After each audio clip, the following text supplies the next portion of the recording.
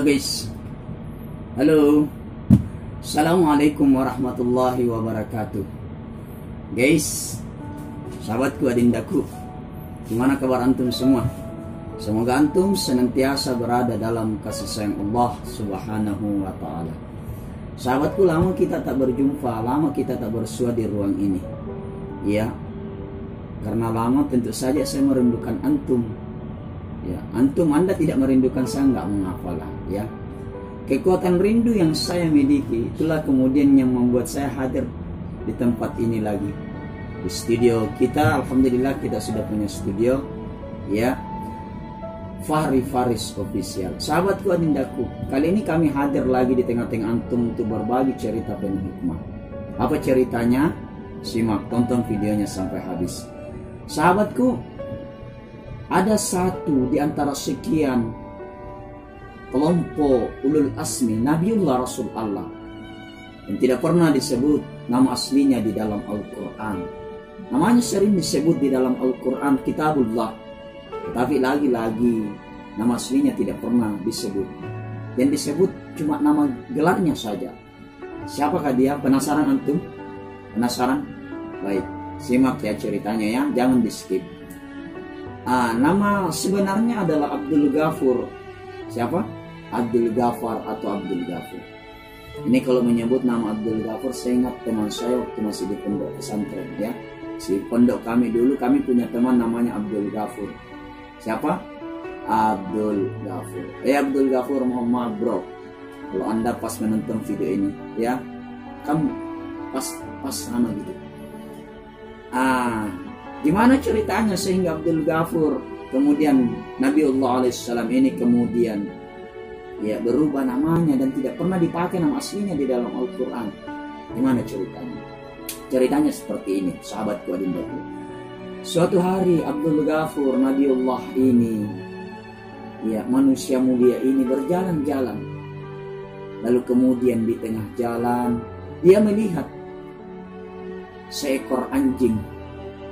Ya, seekor anjing. Dia melihat di tengah jalan seekor anjing. Binatang berkaki empat, ya, punya ekor, ya pasti ada ekornya, ya. Sobat, kalau anjing itu nggak ada ekornya nggak bagus dilihat, ya. Binatang berkaki empat yang suka menggonggong, ya, bukan mengeong, ya. Kalau mengeong namanya ayam.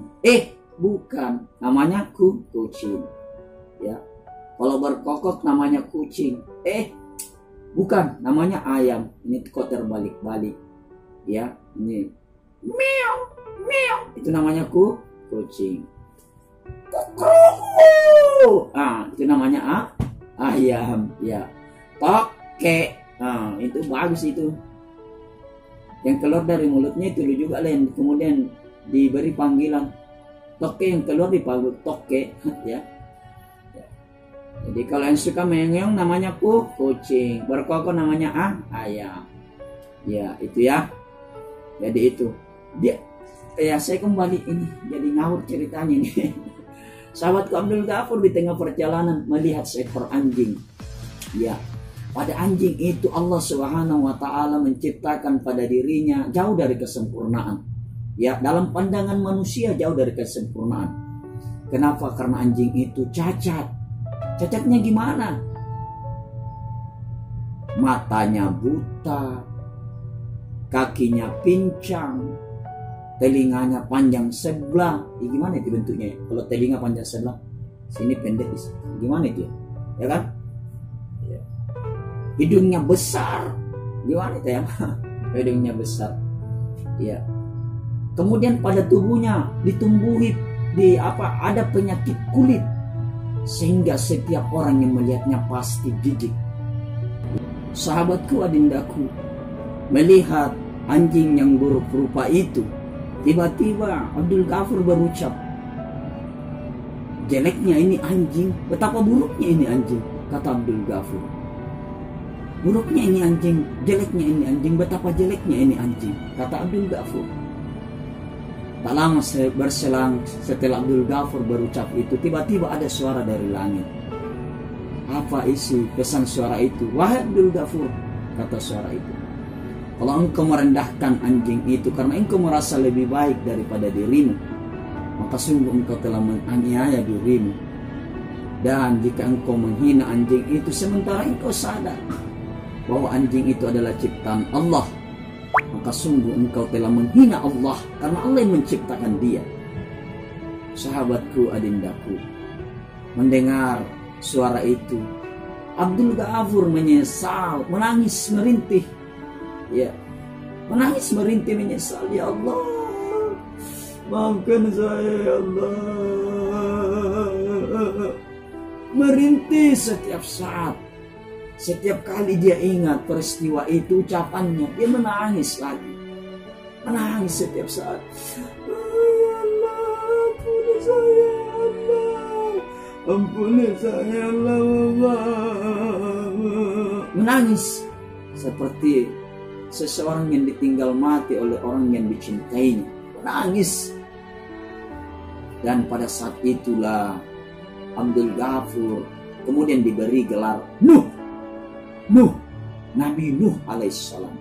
Kenapa Nuh? Nuh itu memiliki makna dalam bahasa Arab. Nuh, merintih.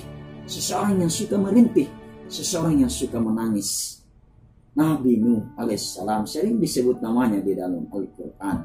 Bahkan banyak kisah hidupnya yang kemudian menjadi cerita-cerita menarik untuk kita. Sahabatku, adindaku, apa pesan, apa hikmah yang mau kami sampaikan dari cerita ini? Wah, sesungguhnya tak bijak rasanya kalau kita menilai sesuatu itu, menilai makhluk ciptaan Allah itu, menilai seseorang itu dari tampilan luarnya saja.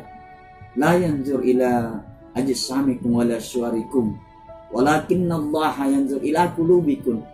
Jangan engkau mengukur, jangan engkau mengakar, jangan engkau melihat sesuatu itu ajsamikum dari fisiknya, walakinnallaha yanzur ila qulubikum, tetapi sesungguhnya Allah melihat dari hatinya. Sahabatku, jadi bijaknya kita mulai hari ini ya, jangan pernah membandingkan sesuatu dengan sesuatu yang lain kalau itu adalah ciptaan Allah. Karena Allah itu maha sempurna dari segala sesuatu yang mungkin dalam kacamata kita buruk, lebih baik, lebih buruk daripada yang lain, atau sebaliknya lebih baik daripada makhluk yang lain. Dalam pandangan Allah sesungguhnya sama. Sahabatku, jadi apa hikmah yang kedua? Ini pesan saya untuk antum-antum yang masih jomblo. Wahai para laki-laki,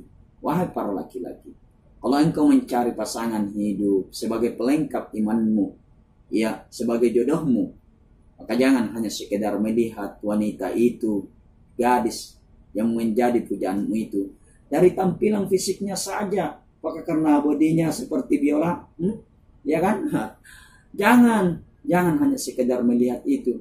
Ini bentuknya kayak biola, ini kayak trapeze, kayak apa itu, plywood, datar lah. Jangan hanya sekedar melihat itu, tetapi lihatlah hatinya, akhlaknya. Karena lagi-lagi satu modal yang harus dimiliki seorang wanita untuk menjadi wanita salehah adalah dalamnya. Kecantikan abadi lagi-lagi bukan dari cantik farasnya, bukan dari tampannya yang kelihatan dari luar, karena itu akan hilang bersamaan dengan berputarnya waktu. Tetapi yang abadi adalah kecantikan dari dalam, inner beauty. Wahai para wanita, kalau engkau mencari seorang laki-laki sebagai pelengkap hidupmu, ya, mencari imam, ya, jangan hanya sekedar melihat dari tampilan luarnya, tetapi lihat apakah dia memiliki kecantikan dari dalam. Kecantikan dari dalam itu ada dua: kelembutan hati, kesantunan berbicara, dan paling penting apakah dia punya ilmu atau tidak. Minimal calon suamimu itu harus paham, harus tahu, harus fasih membaca surah Al-Fatihah. Karena kenapa? Karena surah Al-Fatihah adalah modal dasar, modal wajib yang harus dimiliki seorang laki-laki agar ia mampu menjadi imam, memimpin salat berjamaah bersama istrinya, bersama anak-anaknya. Tes dulu itu, jangan hanya sekedar melihat dia datang bertamu di rumahku, ngapelin gue, ya, naik jalan kaki atau naik kendaraannya. Kalau naik kendaraan, naik motornya motor apa ya? Kalau naik mobil apa ya? Mobil rental atau mobil pribadi, mobil orang tuanya atau mobil sendiri. Jangan hanya sekedar melihat itu, Tapi lagi-lagi, lihatlah apa dia punya ilmu, utamanya ilmu agama. Apakah dia kembali fasih berbahas, fasih membaca Al-Quran atau tidak? Karena sekali lagi sahabatku, lagi-lagi semua yang kelihatan, semua yang dimiliki dalam bentuk fisik duniawi, semuanya akan hilang. Tapi yang abadi adalah kecantikan dari dalam. Itu mungkin sahabatku yang bisa kami sampaikan, mudah-mudahan berbekas di hati.